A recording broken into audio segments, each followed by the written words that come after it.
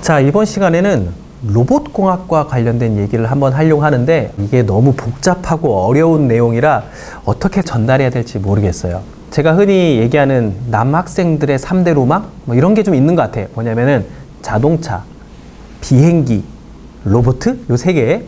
참 남학생들이 엄청 좋아하죠. 근데 저는 이 로봇공학과 가겠다는 애들을 만나면 사실 답답해요. 왜냐면 서울에 있는 주요 대학은 로봇공학과 거의 없어요. 있어봤자 광운대학교? 왜 서울에 있는 주요 대학에는 없냐 이거죠.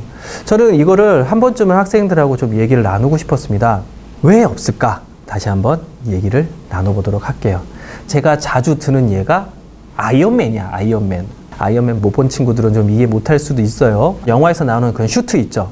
이걸 과연 로봇으로 볼 수 있을 것인가? 라는 생각도 한번 하긴 합니다. 아이언맨이라는 그 영화에 나오는 주인공 토니 스타크라는 사람을 보면은 굉장히 다양한 직업군을 가지고 있어요. 제가 보는 관점에서는 일단은 뚝딱뚝딱 뭔가 철을 망치로 두들겨서 만들죠. 아이언맨 1편을 보면은 아이언맨 슈트를 만들어내는데 이런 걸 우리는 뭐라 부르냐면 기계공학이라고 부릅니다.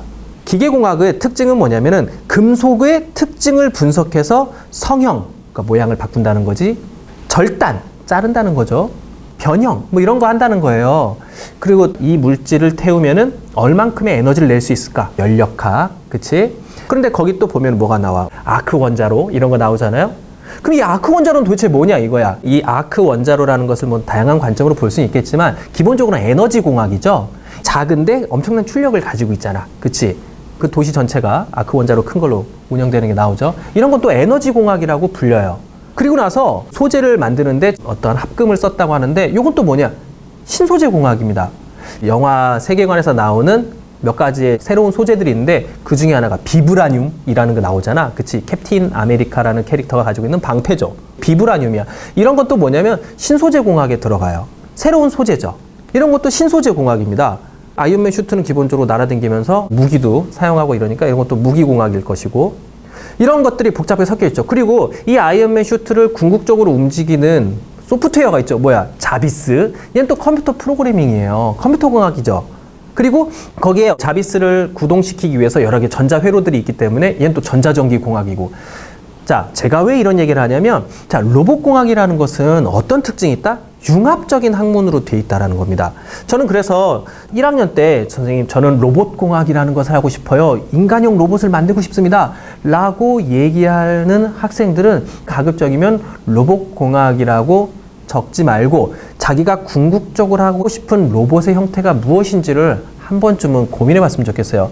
예를 들어 선생님 제가 만들고 싶은 로봇은 사람이 직접적으로 갈 수 없는 구조 현장을 탐사하는 로봇을 만들고 싶습니다. 그러면 그 로봇은 어떤 특징이 있어야 될까? 생각해봐. 굉장히 위급한 상황인데 로봇이 가다가 옆에서 굴러오는 작은 돌 하나 딱 맞고 넘어져서 못 일어나. 그러면 안 되잖아. 일어날 수 있는 기능이 있어야 될 것이고 그리고 작은 돌 하나 맞고 망가져가지고 못 움직이면 그건 의미가 없잖아요. 저는 그래서 좀 더 기체가 튼튼한 로봇을 만들기 위해서 좀 더 강한 금속에 대한 연구를 하기 위해서 신소재 공학을 해보고 싶습니다. 뭐 이런 형태로 가야 된다는 거지.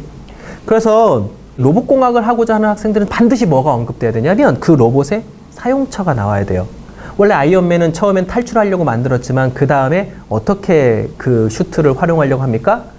구조, 건물 외부 작업 이런 것들을 하려고 이제 계획을 짜는 내용들이 나오죠. 그러니까 로봇공학을 하려고 하는 학생들은 뭐가 필요하다고? 내가 만든 로봇을 어디에 활용할 것인가 라는 얘기를 조금씩 진행해 볼 수 있을 것 같아요. 그러면 그것이 그 영역에서 필요한 부분들 정밀한 조작이 필요하면 전자전기공학, 무선 전파공학을 할 수도 있는 거고 그리고 자기 스스로 뭔가를 계속 만들어 가야 되고 상황에 대응해야 되면 인공지능, 컴퓨터 프로그래밍이 장착된 로봇일 수도 있는 거예요. 그래서 여러분들이 하고자 하는 로봇공학 어떤 것인지에 대해서 구체적으로 한번 여러분들이 고민해 보시길 바랍니다.